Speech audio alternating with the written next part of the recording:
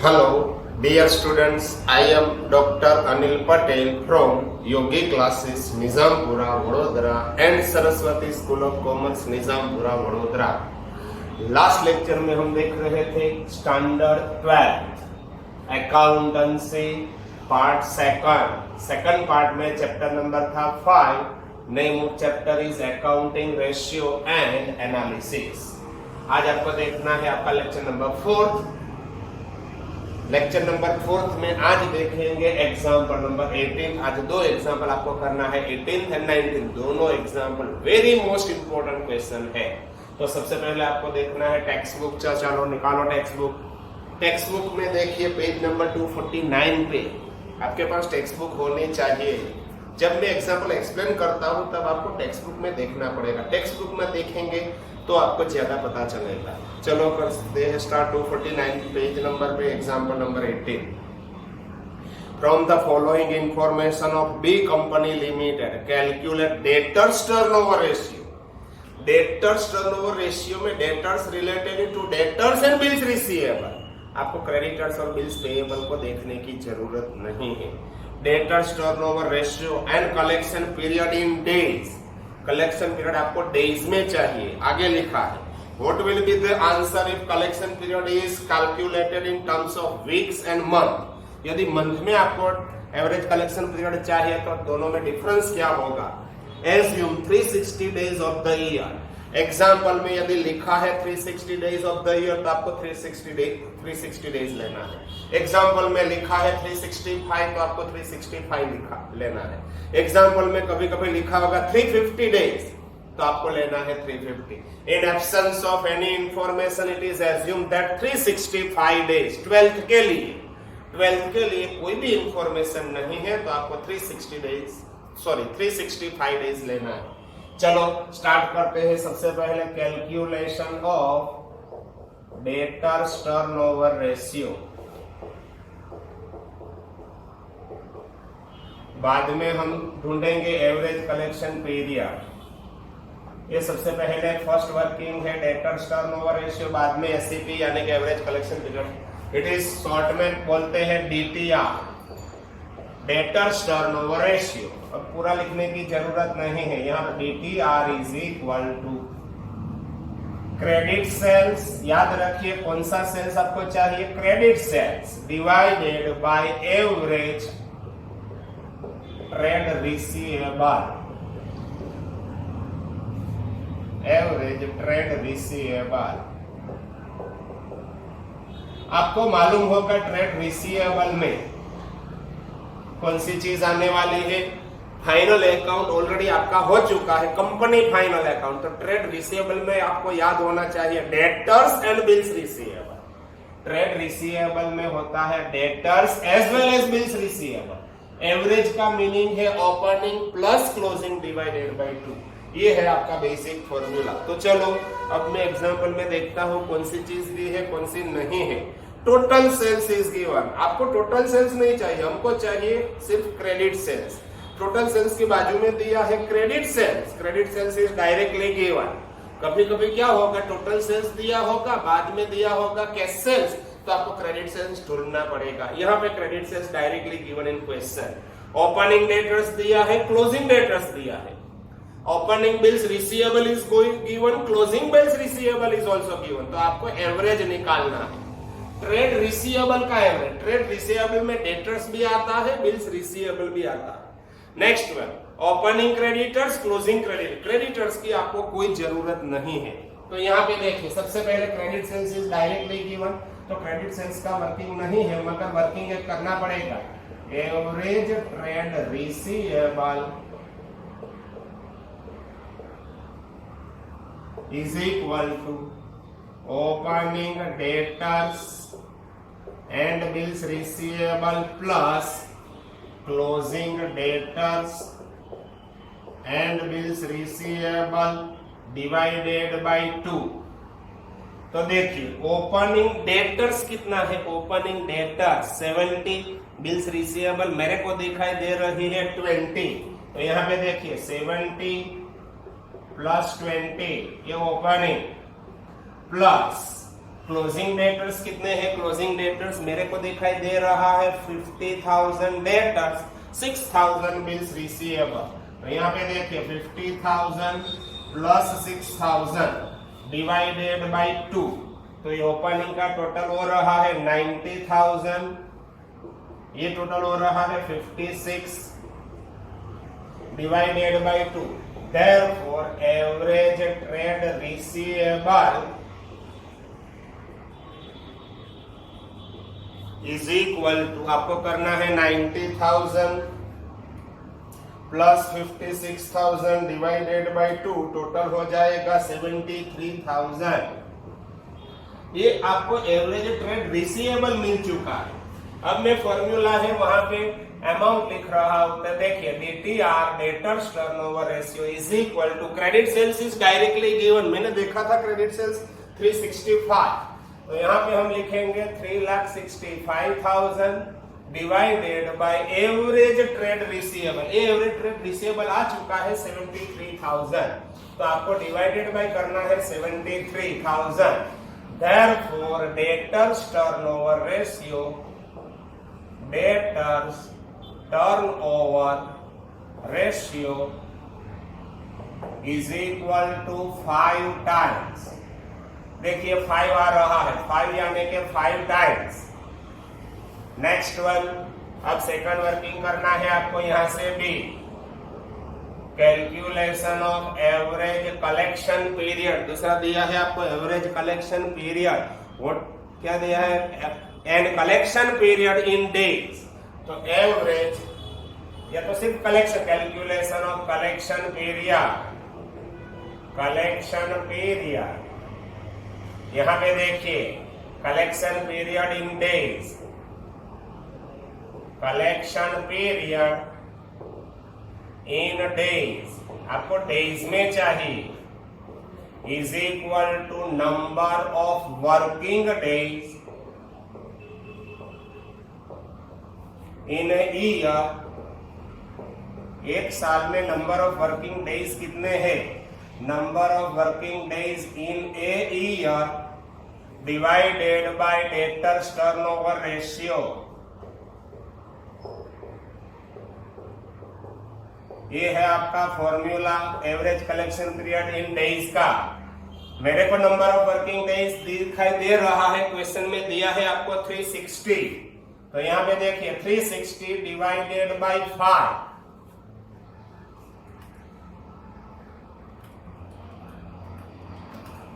तो देखिए 360 divided bye 5, ये हो जाएगा 72 days. Therefore, collection period is equal to 72 days। ये डेज में आपका आंसर आ चुका है।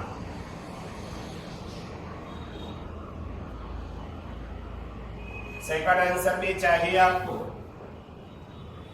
ये आपका फर्स्ट था।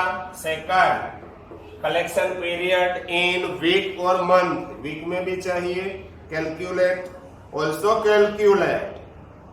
आगे लिखा है what will be your answer if collection period is calculated in terms of week।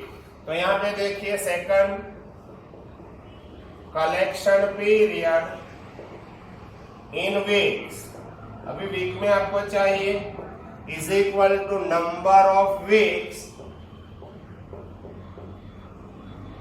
In a year divided by DTR debtors turnover ratio.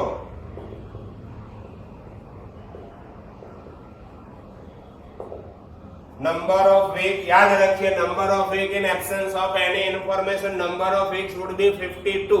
वैसे ही फिक्स है, साल में 52 वीक होते हैं, तो 52 डिवाइडेड बाय 5, तो यहाँ पे देखिए 52 डिवाइडेड बाय 5 10.4, आंसर आ रहा है 10.4। Therefore, collection period is equal to 10.4 weeks।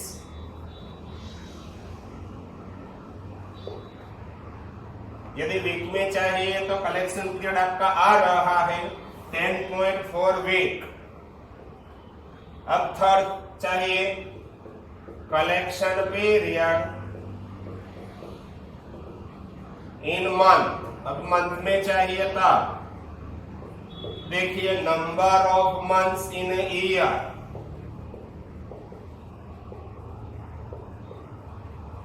Divided by DTR, that is debtors turnover ratio.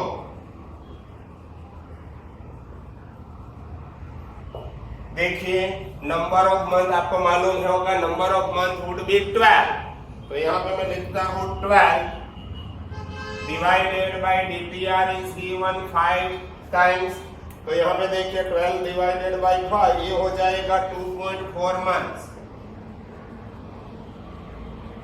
तो आंसर होगा देयरफॉर कलेक्शन पीरियड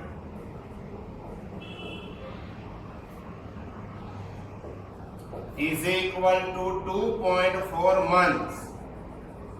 याद रखिए वीक एंड मंथ फ्रैक्शन में आएगा तो चलेगा, but number of days should be rounded off. यदि fraction में होता है तो मैं क्या करने वाला हूं, यहाँ पे भी 72 आ रहा है तो 72 डेज। ओके, ये आपका एग्जाम्पल नंबर यहाँ पे हो चुका है 18। अगेन रिमाइंड कर रहा हूं, डेटर्स टर्नओवर रेशियो के लिए चाहिए ट्रेड रिसीवेबल। ट्रेड रिसीवेबल में डेटर्स एंड बिल्स रिसीवेबल आता है, और average debtors, average trade receivable means opening debtors and bills receivable plus closing debtors and bills receivable divided by 2, ये आ गया आपका एवरेज ट्रेड रिसीवेबल। बाद में ट्रेड रिसीवेबल पर से आपने निकाला डेटर्स टर्नओवर रेशियो, बाद में एवरेज कलेक्शन पीरियड। अब नेक्स्ट एंड लास्ट एग्जांपल ये चैप्टर का हम देखने के लिए जा रहे हैं। एग्जांपल नंबर है आपका 19। आपको देखना है एग्जांपल, पहले मैं एक्सप्लेन करता हूं, वो आपको देखना है। From the following information of C company limited calculate creditors turnover ratio. Debtors turnover ratio की जगह पे आपको लिखना है क्रेडिटर्स टर्नओवर, तो यहाँ पे होगा क्रेडिट परचेज, तो यहाँ पे होगा एवरेज ट्रेड रिसीवेबल की जगह पे पेएबल। आगे creditors turnover ratio and payment period in days, ये पेमेंट पीरियड कलेक्शन पीरियड की जगह पे payment period in days, days में चाहिए आपको। Again what will be answer if payment period is calculated in terms of weeks and month? Assume 360 days of a year. सबसे पहले आपको दिया है opening balance, creditors, bills payable, bills receivable, debtors. आपको कौन सी चीज चाहिए, आप पेमेंट पीरियड ढूंढ रहे हैं, क्रेडिटर्स टर्नओवर रेशियो आपको ढूंढना है, तो क्रेडिटर्स एंड बिल्स पेएबल चाहिए, बिल्स रिसीवेबल डेटर्स की कोई जरूरत नहीं है। क्लोजिंग में भी क्रेडिटर्स दिया है, बिल्स पेएबल दिया है, बिल्स रिसीवेबल डेटर्स, इसमें से भी आपको चाहिए creditors and bills payable. Credit sales की कोई जरूरत नहीं है, कैश सेल्स की भी जरूरत नहीं है, टोटल सेल्स की भी जरूरत नहीं है। Total purchase is given, cash purchase is given, credit purchase is not given, तो सबसे पहले क्रेडिट परचेज आपको ढूंढना है। कैसे क्रेडिट परचेज आएगा, टोटल परचेज में से आप कैश परचेज लेस करेंगे तो आपको मिल जाएगा क्रेडिट परचेज। तो चलो एग्जांपल हम करते हैं स्टार्ट। सबसे पहले एग्जांपल नंबर है आपका 19, फर्स्ट वर्किंग। क्या करना है फर्स्ट वर्किंग, ये है example 19, calculation of creditors turnover ratio. देखिए क्रेडिटर्स टर्नओवर रेशियो के लिए आपको चाहिए credit purchase divided by average trade payable. सबसे पहले क्रेडिट परचेज आपको दिया नहीं है, तो यहां पे देखिए credit purchase is equal to total purchase minus cash purchase. Total purchase में से यदि आप कैश परचेज लेस कर देंगे तो आपको मिल जाएगा credit purchase. Total purchase is given 6 lakh, cash purchase is also given 240, तो यहाँ पे देखिए 6 लाख माइनस 240, ये हो गया 360, ये 360 आपका आ गया क्रेडिट परचेज। फर्स्ट आंसर आपको मिल चुका है, क्रेडिट परचेज आपको मिल गया। अब आपको चाहिए एवरेज ट्रेड पेएबल। याद रखिए, अब फाइनल अकाउंट में आ चुका है, आप ऑलरेडी पढ़ चुके हैं फाइनल अकाउंट ऑफ कंपनी। इसमें लायबिलिटी साइड पे ट्रेड पेएबल में कौन सी चीज आती थी? Creditors and bills payable. तो यहाँ पे देखिए, opening creditors and bills payable, average trade payable is equal to opening creditors and bills payable plus closing creditors and bills payable. याद रखिए, आपको चाहिए opening creditors and bills payable plus closing creditors and bills payable. तो सबसे पहले यहां पे देखिए, ओपनिंग क्रेडिटर्स चाहिए, क्रेडिटर्स ओपनिंग बैलेंस में क्रेडिटर्स 45, बिल्स पेएबल 15। तो ये देखिए 45 प्लस 15, ये क्रेडिटर्स बिल्स पेएबल ओपनिंग हो गया, plus credit closing creditors and bills payable 40 plus 20। तो यहाँ पे देखिए 40,000 क्रेडिटर्स है, 20,000 इज बिल्स पेएबल, तो डिवाइडेड बाय 2, ये टोटल हो रहा है 60,000। ये टोटल भी 40 प्लस 20 60 डिवाइडेड बाय 2, यानी कि 120 divided by 2 average trade payable. ये हो गया आपका second answer. Average trade payable आपका आ चुका है 60,000। अब देखिए सीटीआर, ये शॉर्ट फॉर्म है, क्रेडिटर्स टर्नओवर रेशियो का शॉर्ट फॉर्म आप लिख सकते हैं सीटीआर, क्रेडिटर्स टर्नओवर रेशियो। तो यहाँ पे देखिए CTR is equal to credit sales, ये रहा, सॉरी क्रेडिट परचेज, ये रहा आपका credit purchase 360 divided by average trade payable 60,000, 360 divided by 60, ये हो जाएगा 6 टाइम्स। अब देखिए calculation of average payment period, ये कलेक्शन पीरियड था, उसकी जगह पे आपको मिलेगा पेमेंट पीरियड। तो सबसे पहले payment period in days, payment period in days, number of working days in a year divided by creditors turnover ratio. Number of working days example में दिया है, मैंने देखा है 360 लिखा है एक जगह पे, यस ये रहा 360 डिवाइडेड बाय करेंगे 6, तो ये हो जाएगा 360 डिवाइडेड बाय 6, 60 डेज। तो आंसर आपको मिल जाएगा यहाँ पे average collection period 60 days. Second, sorry average collection नहीं है, पेमेंट पीरियड हो गया, payment period is equal to 60 days. अब देखिए पेमेंट पीरियड इन आपको चाहिए वीक में, तो ये देखिए payment period in weeks, number of working weeks in a year divided by creditors turnover ratio. यहाँ पे देखिए ये हो जाएगा क्रेडिटर्स टर्नओवर रेशियो।